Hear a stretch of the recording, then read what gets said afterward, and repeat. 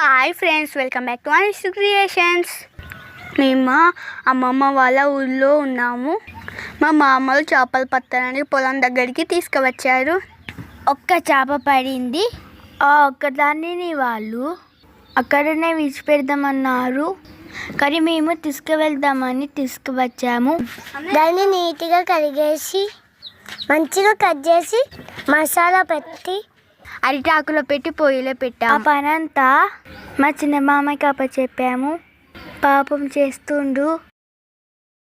అరిటాకులో పెట్టి ఇలా చేయడం ఫస్ట్ టైం, అందుకే అందరం టేస్ట్ చేయాలని చూస్తుందాం.